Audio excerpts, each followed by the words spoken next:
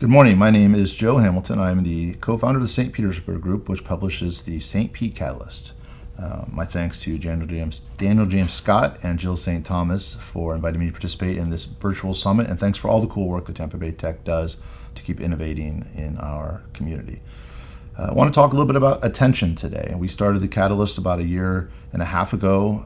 We felt there was a need for a new kind of news entity, a community intelligence platform, a variation on what hasn't worked in news, what hasn't worked in social, a place to bring that together to figure out what modern news looks like.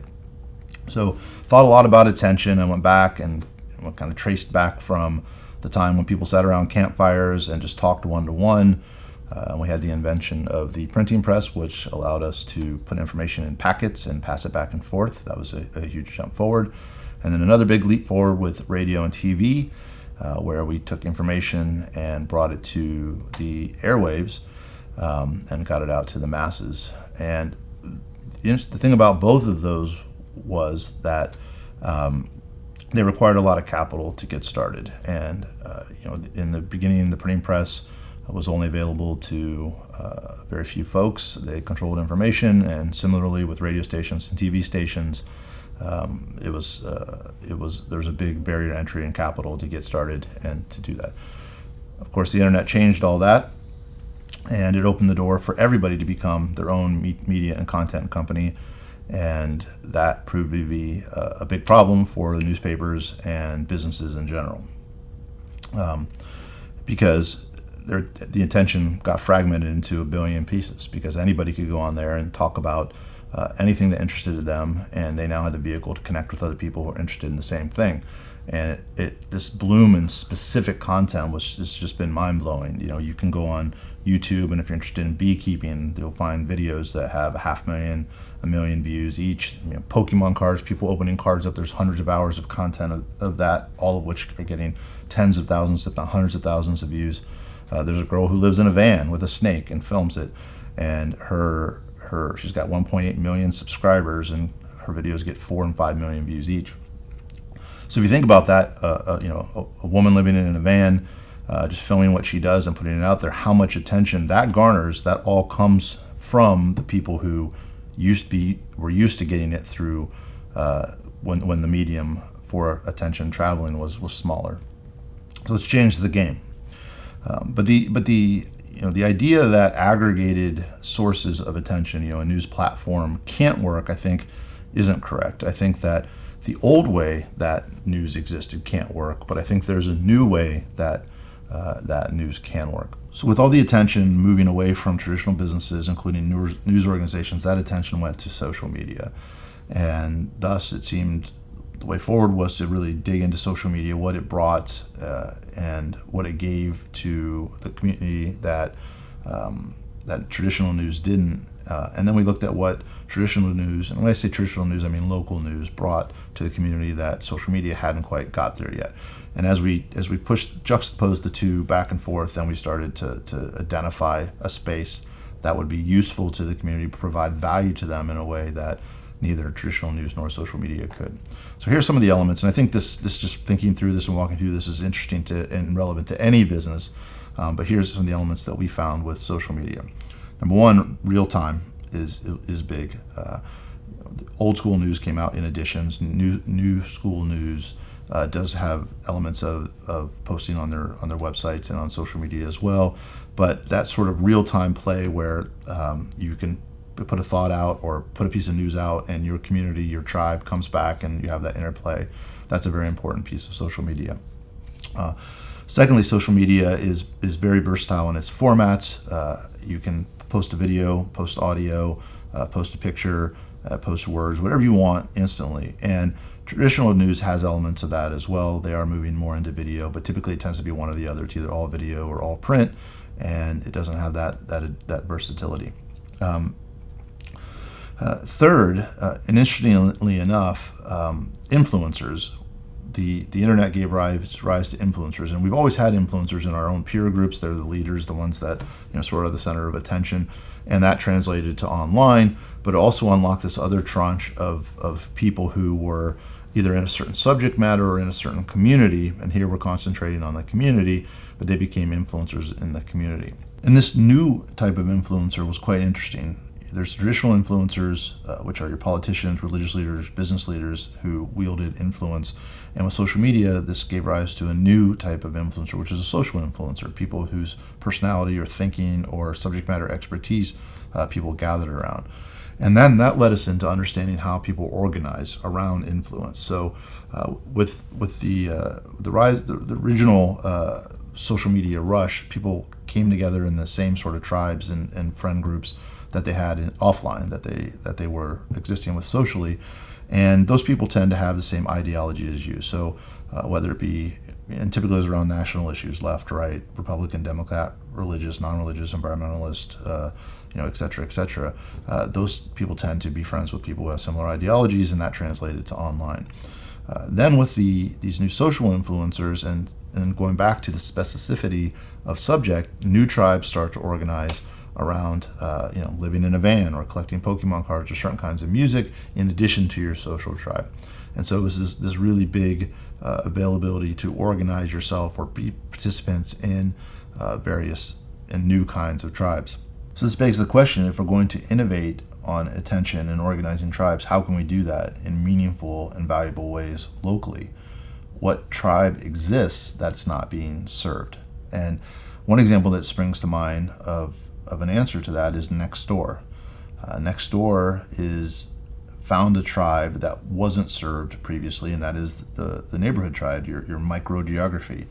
And because we don't know our neighbors as much now as we used to, and may not share their ideology, and very few people are friends with many of their neighbors, but yet there's a utility to being connected to your neighbors. And so Nextdoor stepped in and introduced this new platform so that if your cat's up a tree or you want to have a community garage sale, you can communicate with your neighbors around issues and provide value to a group, to a tribe that wasn't served previously. And in doing so, what Nextdoor achieved was they created a blue ocean. And Blue Ocean is a book that was put out a few years ago that basically describes how combining a couple areas of previously existing businesses into a new thing that doesn't exist yet can actually give you a temporary monopoly on that thing. They juxtapose that to a red ocean, which is where everybody's competing with each other and killing each other, and the seas are full of blood. So with the blue ocean, the example they use there is Cirque du Soleil. Cirque du Soleil was part circus and part Broadway show. They combined them together to create this new entity that essentially had no direct competition. Nothing like it existed, and they enjoyed this monopoly-like situation and were hugely successful because of it. And Nextdoor has kind of done that too. They've created this new thing where they don't really have direct competition for the neighborhood, this neighborhood platform that they've created. So when we start to build the Catalyst, we take all these things in. We take in what social has to offer, what traditional newspapers have to offer. We look at some of the folks who have found blue oceans and what we can learn from them. And then we also brought in our own values, and we're the St. Petersburg group is very civically minded. Most of the work that we do is with either local startups, local nonprofits to work on their capacity building. We're all the folks in the St. Petersburg group are also partners in seed funders, and so we're all civically minded when it comes down to it. And that lens certainly colored what we wanted the Catalyst to be. And so we had to start, because we are a news organization, we had to start there first. And what are the things that we're doing that traditional news or that the modern news platform demands? And I will say that the modern news platform at the beginning demands to be more than news. And so I sort of think of it as a community intelligence platform. And news makes up the data that acts as the foundation for the thinking, and then the community provides the thinking. And the third sort of element of that, when you have the data, which is the news, the thinking, which is our thought leaders and our brain trust in the community, the third rail on that whole thing is what I would call efficiency, emotional efficiency. And Another way of saying that is silo busting. One of the big hurdles to social media is that the way we organize in social media is typically around similar ideologies, and that creates silos. And when we talk about silos and echo chambers, there's been a ton of content about it recently, the propensity for it to be manipulated to sway public opinion. And certainly that's been in the news quite a bit. But when we bring it back to a local level, it's really about being open or closed to new ideas. In social media, with it being unregulated, it really becomes a game of semantics, and the polarization that comes from these echo chambers expressed through these semantics. It becomes just a verbal sparring, and it has become such a part of people's identity that the verbal sparring and the back and forth isn't about ideas. It's simply about maintaining your position and attacking other positions. And from that mindset, there's just no openness to new ideas. And so one thing that allows us to do as this community intelligence platform or this news platform is to look at the new line for what is journalism. And so this is how we're rewriting the rules or exploring modern journalism at the Catalyst. We're bringing in elements that wouldn't have fit in traditional news platforms. We have a section called influencers. We have an insight section. We have a community voices section. And to specifically look at that community voices section, that is us asking organizations and thought leaders to commit to putting their thinking on the Catalyst either every month, every quarter. But what's interesting about it, and again, it's very non-traditional, is that we actually have a mission statement attached to that section. And this is to further drive home that ideas first mentality. And I would encourage you to check it out. But the gist of it is that there are multiple perspectives to any issue, and there's truth relative to each of those perspectives. And we hold in highest regards the thinking that takes the truths from all those perspectives to combine them as much as humanly possible into the content that's put onto that platform. Because ultimately, that's how we bust silos.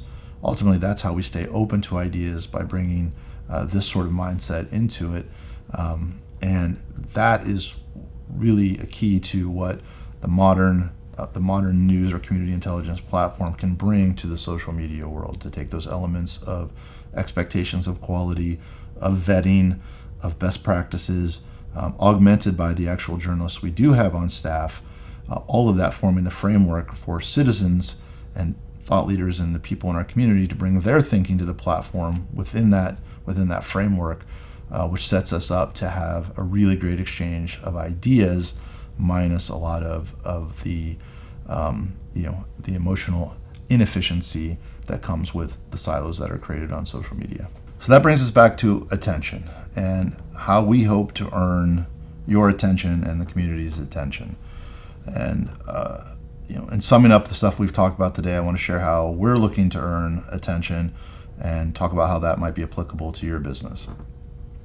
First and foremost, authenticity. We're ideas first. That's us. We want to be silo busting, lifting the community up by making it a necessity to play with us, that you're open to ideas, that the ideas you bring forth consider multiple perspectives, logic-driven, ideas first. That's our authenticity, and we want to attract the people who want that to be in that tribe. You have to figure out what your tribe is for your business. Tactically, it's important to be flexible and prolific on multiple platforms. So if you have this thinking, you have this content, there are lots of ways to put it out there. You can take the same content and change it and make it applicable to the voice of each of those platforms, but you have to look at the different social media platforms. Obviously, you also have to look at the different mediums. So whether you're going to put it out as video or audio or written word or whatever else it may be, you have to be flexible and be able to be adept at all of those to get the maximum amount of attention. And another one that's not often talked about is being internally driven. That is creating thinking in life that pushes the envelope forward. And that's different than authenticity. Authenticity, you have to, the two go hand in hand, but so much content out there, and so much of people's operations are sort of adhering to other people's blueprints or reflective thinking on other people's ideas. And really, you should try to strive to be a place where you're creating that new truth, or that new thinking, or that new perspective. You won't escape absorbing it, other people's doing that, but there has to be something in your life, and ideally in the business that you're trying to put out there, that does that, because that's what really earns the best and highest attention. And here you can see that's what we're really trying hard to do with the Catalyst. We sort of went into this with not understanding. We had an intention to serve a tribe that we know exists, but we kept an open mind and absorbed the information, and absorbed and observed and studied and thought, and then we created our own. We drove forth our own new thing, and ended up with something that has all the elements of it that I've shared with you today, but I think that didn't really exist in the Tampa Bay community before us, and that's what I'm most proud of. Obviously, it needs to be socially accepted, and we have to continue to be of service and be of value for it to continue as an entity. But what we've done with the Catalyst to have this intention, and to be completely open to any ideas that made sense, both internally and interacting with the community, and coming up with this unique thing, I think is a great example that that at least some elements of it all businesses should strive to do. And we're continuing to innovate. We're continuing to take that sense of experimentation, that desire to get this tribe just right, and continuing to grow and internally drive the Catalyst. We've built out a podcast platform. We're going to get heavier into voice. We're looking at doing some original programming, some docuseries. We'll continue to grow the community involvement aspect of it with Community Voices. We took a big step forward with that, in driving more people to contribute their thinking and their citizen journalism. That portion will continue to evolve. And certainly we'll look at different ways to make revenue from it as well. That's also an experiment. There's some traditional and some new elements that we're bringing in to that as well. But we appreciate your support. We appreciate the support of Tampa Bay Tech and all they've done. They've been a great partner, one of our earliest partners, and it's an honor and a pleasure to participate in this summit. And we look forward to continuing to support your tribe and welcoming you onto the St. Pete Catalyst platform and tribe. Thank you.